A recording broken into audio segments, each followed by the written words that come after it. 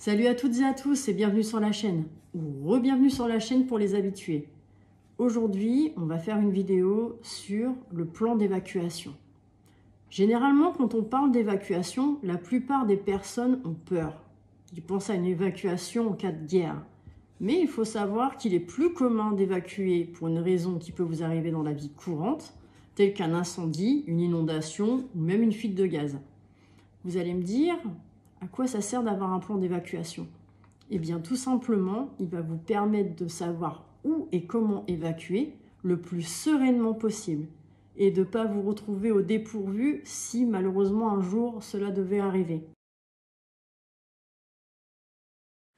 Prenez le temps d'en parler autour d'une table avec votre femme, votre mari, vos enfants, voire même vos proches si vous le désirez, afin d'évaluer, de planifier et de vous poser les bonnes questions pour être prêt.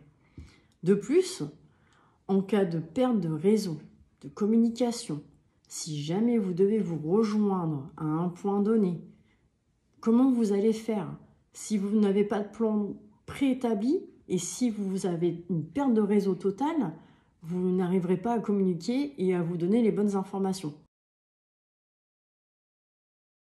Voici quelques petites questions qui pourraient permettre de vous aider à planifier votre évacuation.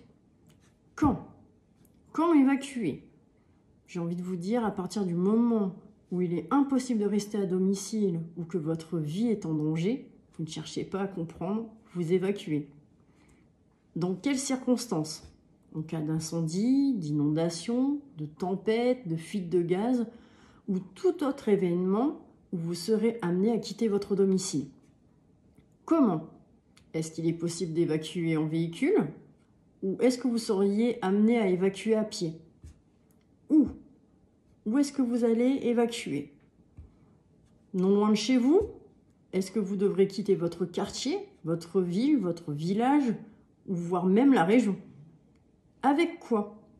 Est-ce que vous avez un sac d'évacuation? Un kit d'évacuation dans votre véhicule?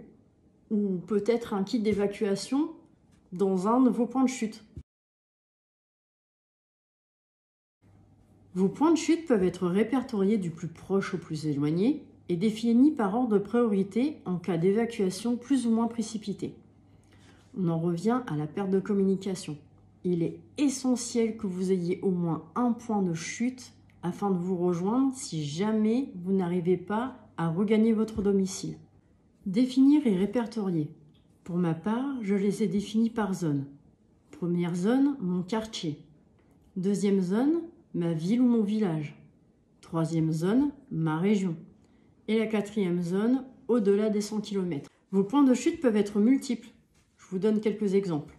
Ça peut être chez un proche, dans une résidence secondaire que vous auriez, un hôtel, un gîte, une chambre d'hôte, un camping, un point d'accueil mis à disposition par les autorités, un bar, un café, un restaurant, ou tout autre point de chute que vous auriez prédéfini. Les cartes. Il est toujours bon de savoir où on met les pieds. Les cartes vous permettent non seulement d'avoir un visuel sur vos points de chute, mais tout autre point d'intérêt que vous auriez à noter à celle-ci. Quelques exemples. Les routes que vous devriez emprunter pour quitter la ville. Les points dangereux comme les centrales nucléaires, les prisons, des quartiers plus ou moins sensibles. Des points importants comme les cours d'eau, les pharmacies, les cabinets d'infirmiers, les hôpitaux, les cliniques, les cabinets vétérinaires si jamais vous avez un animal, les pompiers, la police, la gendarmerie, les magasins, les supérettes et tant d'autres. Tous les points qui vous paraissent essentiels. Voici un exemple de carte. Je me suis basée sur une grande ville, en l'occurrence Lyon.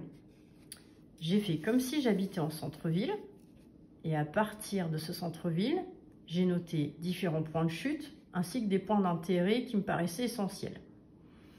Vous pouvez voir sur la carte, j'ai fait plein de petits points de différentes couleurs. J'ai même fait un encadré et j'ai surligné la voie de chemin de fer. Il faut savoir que la voie de chemin de fer, c'est un accès direct à quitter ou à rentrer dans une ville. Juste à côté, eh bien, j'ai indexé les points bleus pour la santé, donc les hôpitaux, les cliniques et autres, le train, la voie de chemin de fer, les hôtels, les magasins d'une différente couleur. Et l'encadré, c'était un quartier sensible, donc un poids chaud. Donc voici un exemple des cartes ou d'une carte que vous pourriez potentiellement faire. Avoir un plan d'évacuation prédéfini vous permet de ne pas engendrer de stress supplémentaire quant à la situation déjà dégradée et compliquée. Cela vous permet d'avoir différentes options pour évacuer le plus sereinement possible et de ne pas vous mettre en danger en ne sachant pas quoi faire. En tout cas, restez vigilants et n'oubliez pas, soyez toujours prêts et parés. Je vous dis à plus pour une prochaine vidéo. Salut!